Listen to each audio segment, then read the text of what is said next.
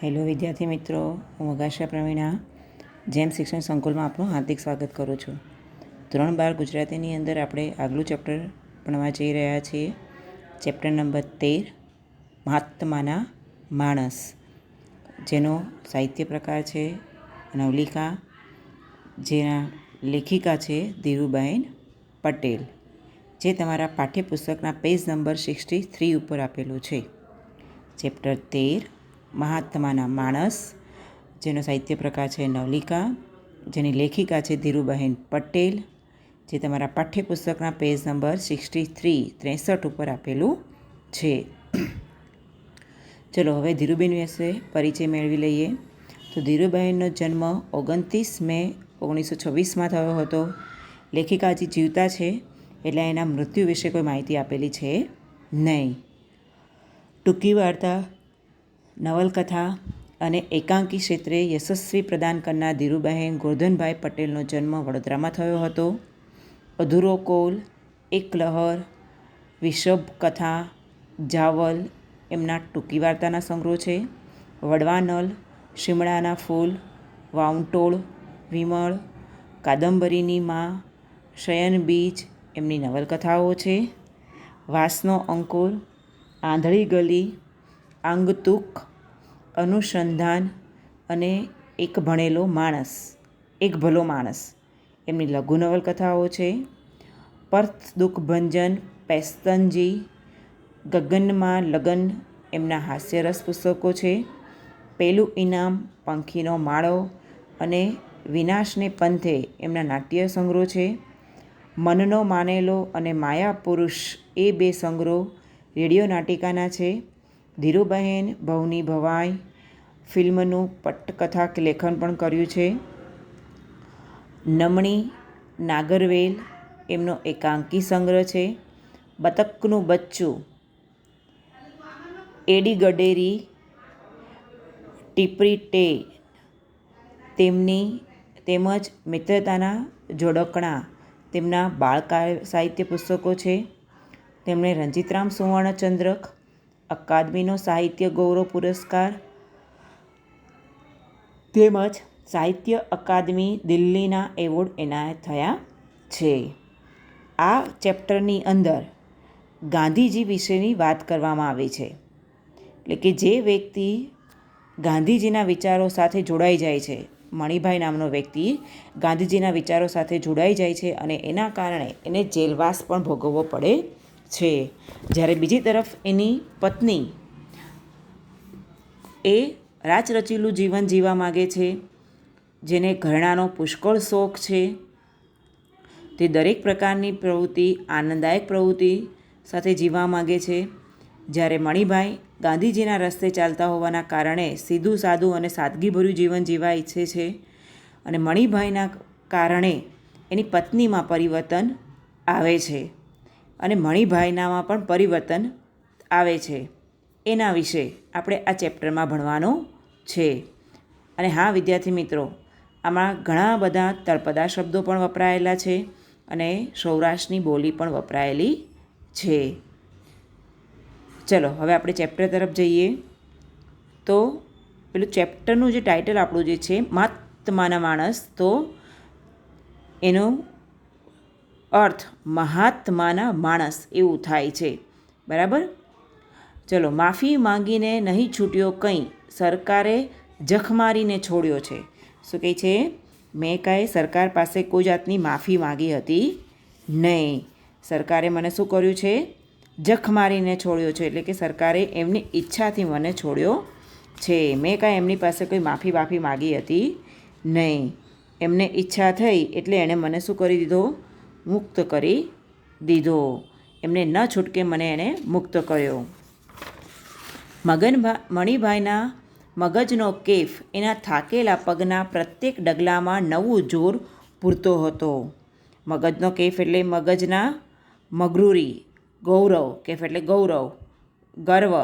એટલે શું કહે છે? એના મગજમાં જે પોતાના પ્રત્યે જે ગર્વ હતો, જે ગૌરવ હતું, એ થાકી ગયો હતો.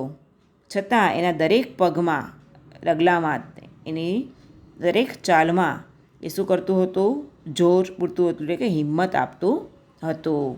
અને એટલે જ એ લાંબી ડાંફે ગામના ધૂળિયા રસ્તા પર નાના નાના ગોટા ઉડાડતો ચાલ્યો જતો હતો.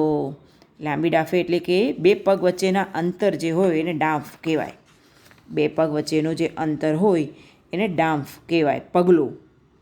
આ ડાંફ એ સૌરાષ્ટ્રની બોલીનો શબ્દ છે. ડાંફ એ શું છે? સૌરાષ્ટ્રની બોલીનો શબ્દ છે. તળપદો શબ્દ આપણે એને કહી શકીએ. એટલે શું કહે છે?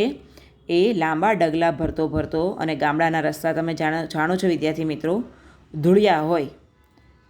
અહીંના શહેરના રસ્તા જેવા પાક્કા રસ્તાઓ બહુ ઓછા જોવા મળે. એટલે કે એ ધૂળિયા રસ્તાઓ પર લાંબા ડગલા ભરતો જાતો હતો, પણ એ થાકેલો હતો. એટલે એ પગ પરાણે ઉપાડતો હોવાના કારણે એના ડગલાની સાથે સાથે ધૂળના ગોટાળા પણ ઉડતા હતા. બાકી એના શરીરમાં તો રહ્યું તું શું જ? વધારે ખેંચીશો તો એ ઠાઠડી પર જ બહાર નીકળશે એવો ડર ન લાગ્યો હોત તો સરકારે એને હજી છોડ્યો ન હોત. શું કહે છે? બાકી એના શરીરમાં કોઈ તાકાત રહી હતી નહીં. જો સરકારે એને વધારે સમય પોતાની પાસે રાખ્યો હોત તો એ મૃત્યુ પામત. ઠાઠડી ભેગો જાત એટલે કે શબને લઈ જવાની વાંસની એક બનાવટ, એને ઠાઠડી કહેવાય. ઠાઠડી કોને કહેવાય? શબને લઈ જવાની વાંસની એક બનાવટ. એટલે કે એ ઠાઠડી સાથે એટલે કે મૃત્યુને ભેટીને બહાર આવ્યો હોત. અને એ બીકના કારણે સરકારે શું કરી દીધો? મુક્ત કરી દીધો. હજી એ ચક્કી પીસતો હોત, દડુકાના માર ખાતો હોત. શું કહે છે? હજી ચક્કી પીસતો હોત એટલે કે ઘંટી પર અનાજ દળતો હોત. દડુકા એટલે કે પોલીસ ઓફિસરો, દડુકા એટલે કે પોલીસ ઓફિસરોના એ માર ખાતો હોત. કાકરીવાળા રોટલા તડછોડીને ઊભો થઈ જતો હોત. અને એ બદલની નવી શિક્ષા સહેતો હોત. શું કહે છે? જે રોટલા એમને ખાવામાં આપવામાં આવતા હતા એ કેવા હતા? કાકરીવાળા એટલે કે માટીવાળા રોટલા આપવામાં આવતા હતા. અને એ મણિભાઈને ખાવા ગમતા હતા નહીં. માટે એ રોટલાને શું કરતો હતો? ખાવાના મૂકી દેતો હતો. અને એના રોટલા ખાવાના કારણે સરકાર એને શું કરતી હતી? શિક્ષા આપતી હતી, એટલે કે દંડ આપતી હતી. રોજને રોજ નવી કોઈક સજા એને મળતી હતી. પણ એ બધાનું એને મન કંઈ નહોતું. શું કહે છે? પણ એ બધી જે પણ વર્તન એની સાથે થતું હતું એને કોઈ જાતનું દુઃખ હતું નહીં. એનાથી નહોતી સહેવાતી તે ગાળ. શું કહે છે? એ બધું જ સહન કરી લેતો હતો. એને ખાવાનું અપાતું હતું તો એ સહન કરતો. એને શિક્ષા અપાતી તો પણ એ સહન કરતો. એને વધારે પડતું કામ કરવાનું કહેવામાં આવતું હતું છતાં પણ એ સહન કરતો હતો. પણ એનાથી સહન નહોતું થતું. તે શું હતું? ગાળ એટલે કે અપશબ્દો, અશ્લીલ શબ્દો જે એના માટે બોલાતા હતા એ એનાથી સહન થતા હતા નહીં. કોઈનો તોછડો બોલ સાંભળતા જ લોહી ઉકળી ઉઠતું હતું. શું કહે છે? કોઈનો તોછડો બોલ એટલે કે વિવેકહીન વિદ્યાર્થી મિત્રો, નાનપણથી જ એની એવી તાસીર હતી. નાનપણથી એટલે કે નાનો હતો ત્યારથી જ, તાસીર એટલે કે સ્વભાવ. નાનપણથી જ એનો એવો સ્વભાવ હતો કે કોઈ એને ગાળ આપે અને એનાથી એ સહન થાય નહીં. અને નાનેથી જ એનો આ સ્વભાવ હતો. કોઈનો તોછડો બોલ સાંભળતા જ એનું લોહી શું થતું હતું? ઉકળી ઉઠતું હતું. એટલે કે કોઈ વિવેકહીન શબ્દ વાપરે તો એ સાંભળીને એને અત્યંત ક્રોધ આવી જતો હતો. લોહી ઉકળી ઉઠવું એટલે કે અત્યંત ક્રોધ આવી જવો. એમાં ને એમાં માસ્તરના માથામાં સ્લેટ મારીને નિશાળ છોડી દીધેલી. એટલે શું કહે છે? એના આ સ્વભાવના કારણે એને માસ્તરના માથામાં શું માર્યું હતું? સ્લેટ. સ્લેટ કોને કહેવાય તો વિદ્યાર્થી મિત્રો તમને ખબર જ હશે ને? બાળકોને લખવા માટેની પાટી. એટલે શું કહે છે? એના માસ્તરે એના સાહેબે એને ગાળ આપી હશે, એનાથી સહન થઈ નહીં. એટલે માસ્તરના માથામાં એને શું કર્યું? પોતાને લખવાની જે પાટી હતી એ મારી દીધી. અને એના કારણે એને શું થયું? એની સ્કૂલ છૂટી ગઈ. એમાં ને એમાં ત્રિભુવન વાણિયાની નોકરી પણ છોડી દીધેલી. શું કહે છે, એના આ વર્તનના કારણે એ ત્રિભુવન વાણિયાને ત્યાં નોકરી કરતો હતો, એ નોકરી પણ એને છોડી દેવી પડી. જીગરજાન ભેરુને મોએથી પણ ગાળ ન સાંભળનારો આ મણિભાઈ. શું કહે છે, જીગરજાન એટલે કે દિલોજાન, જે સૌથી વધારે પ્રિય હોય એવો પ્રાણપ્રિય જે મિત્ર હોય એના મોઢેથી પણ મણિભાઈને ગાળો સાંભળવી ગમતી હતી નહીં. જો એને પ્રાણથી પણ પ્રિય હોય એવો મિત્ર જો એને ગાળ આપે તો મણિભાઈ એને પણ છોડી દે અને એને જેલમાં 2 ટકના વોર્ડરો ઘડીને વારે વારે ધમકાવતા. એટલે શું કહે છે, અને જેલમાં તો શું થતું હતું, 2 ટકાનું એટલે કે તુચ્છ પામર જેલના કેદીઓના મુકાદમ વોર્ડર એટલે કે જેલના કેદીઓ ઉપર જે ધ્યાન રાખનાર જે વ્યક્તિ હોય મુકદ્દમ, એને શું કરતો હતો, વારે વારે ધમકી આપ્યા કરતો હતો, વારે વારે ગાળો આપ્યા કરતો હતો. પાપડના પલકારા જેટલી એ નિયમિતતાથી ગાળ દેતા હતા. એટલે કે પાપડના પલકારા જેટલા ઝડપથી પલક્યા કરે એટલી ઝડપથી નિયમિત એટલે કે રોજે રોજ પેલો જેલના કેદીઓનું ધ્યાન રાખનારો વ્યક્તિ શું કરતો હતો, ગાળો આપ્યા કરતો હતો. મણિભાઈથી એ ન સહેવાતો. જંગલી ઘોડાનું ટોળું ધરતી પર ધમોરતું દોડતું આવતું હોય એવો એક પ્રચંડ આવેગ એના મનમાં જાગતો.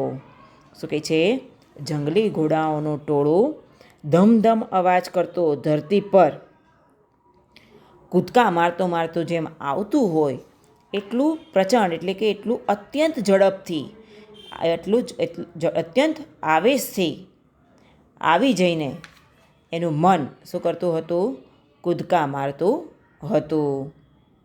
સત્યાગ્રહીની આચારસંહિતાના ચિથરે ચિથરા ઉડાડી જતા એવી વખતે. શું કહે છે, સત્યાગ્રહની જે આચારસંહિતા હોય, જાહેર તેમજ ખાનગી જીવનમાં ચોક્કસ નીતિ નિયમોનું પાલન, એને આચારસંહિતા કહેવાય. એટલે કે ગાંધીજીએ સત્યાગ્રહીઓ માટે જે નીતિ નિયમો બનાવ્યા હતા એના શું થતા હતા, ચિથરે ચિથરા ઉડી જતા હતા. એટલે કે એને નીતિ નિયમોના પાલનનું સંપૂર્ણપણે ત્યાં અવગણના થઈ જતી હતી. ચિથરે ચિથરા ઉડી જવા એટલે કે અવગણના કરી નાખવી.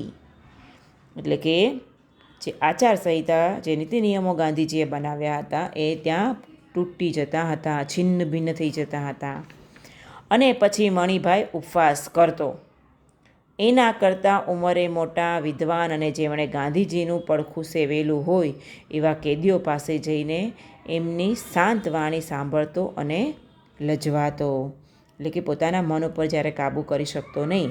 ગાંધીજીએ તો સત્ય, અહિંસા, ચોરી ન કરવી, વણજોતું ન આચરવું, કામ ક્રોધને તૃષ્ણા ત્યાગી, એટલે કે એ બધાનો ત્યાગ કરવો. ગાંધીજીના જે 11 નિયમો છે એ 11 નિયમોનું અહીંયા મણિભાઈ કોઈ પણ એક નિયમોનું પાલન કરવામાં જો એ ચૂક થાય તો એ શું કરી દેતા હતા, ઉપવાસ કરી દેતા હતા. અને જે ગાંધીજીના અનુયાયીઓ હતા અને એવા વ્યક્તિઓ જે જેલમાં રહેતા એમની જોડે એ શું કરતા હતા, એમનું પડખું સેવવું એટલે કે એમની જોડે જઈને એ શું કરતા હતા, એમની જોડે જઈને એમની સંગતમાં રહીને એમના શાંત વિચારોને સાંભળવાનો પ્રયત્ન કરતો અને એ વિચારો સાંભળીને એ શરમાતો પણ ખરો. એણે હજારેક વાર નિર્ણય કર્યો હશે કે ફરી આવું ન બનવા દેવું. શું કહે છે, એને કેટલીય વાર નક્કી કર્યું હશે મનમાં, ઘણી બધી વાર એને નક્કી કર્યું હશે મનમાં કે મારા મન ઉપર મારે શું કરવાનું છે, કાબૂ કરવાનું છે, મારા મનને મારે કંટ્રોલમાં રાખવાનું છે. છતાં પણ શું કહે છે, છતાં ગાળ સાંભળતાની સાથે જ એણે પ્રયત્નપૂર્વક કેળવેલી અહિંસા એકદમ અલોપ થઈ જતી. શું કહે છે, છતાં કોઈના મોઢે એ ગાળ સાંભળે અને ખૂબ પ્રયત્ન કરીને પહેલાં અહિંસાને પોતાના જીવનમાં ઉતારવાનો જે પ્રયત્ન કર્યો હતો એ પ્રયત્ન અલોપ થઈ જતો એટલે કે અદૃશ્ય થઈ જતો હતો અને તે એકલો પડી જતો હતો. અને એના કારણે શું થતું હતું, એ પેલા બધા વ્યક્તિઓ કરતાં એટલે કે સત્યાગ્રહીઓ કરતાં એ એકલો પડી જતો હતો.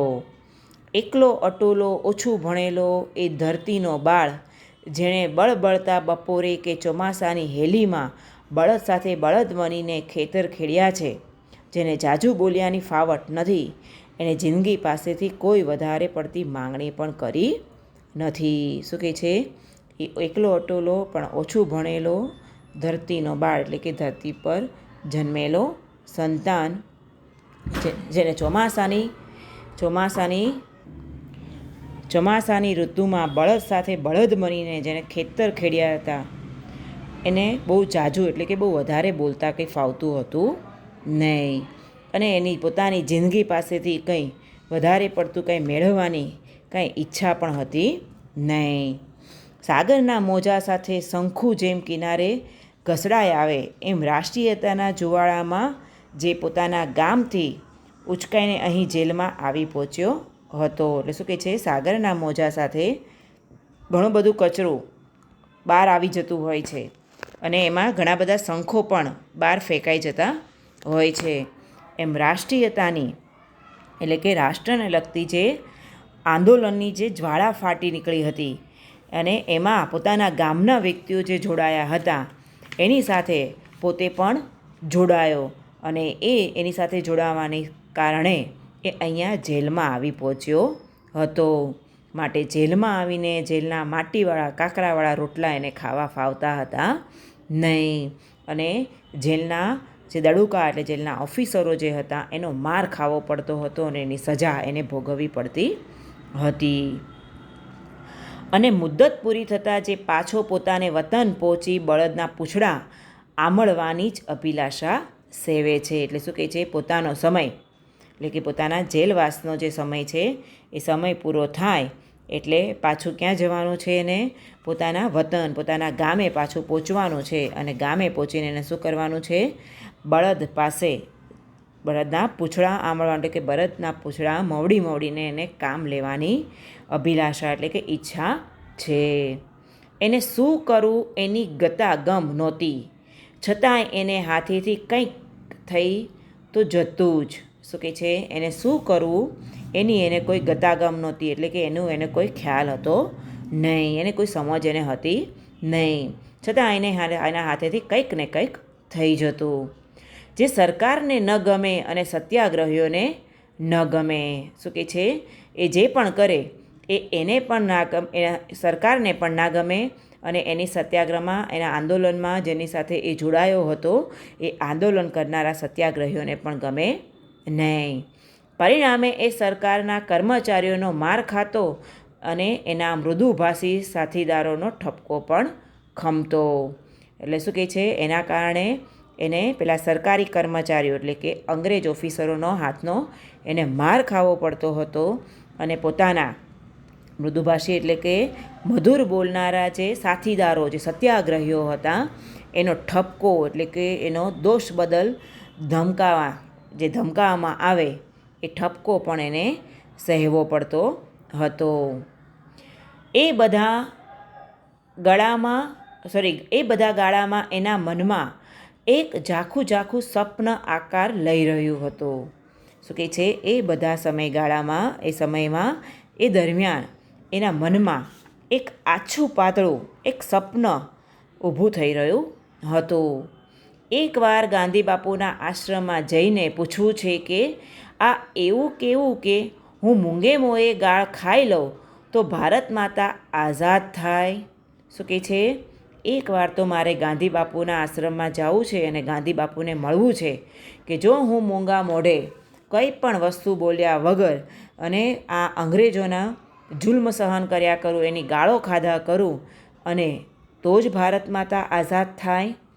આ વાત એને સમજાતી નહોતી, એટલે કે આ વાતનો એને ખ્યાલ આવતો હતો નહીં.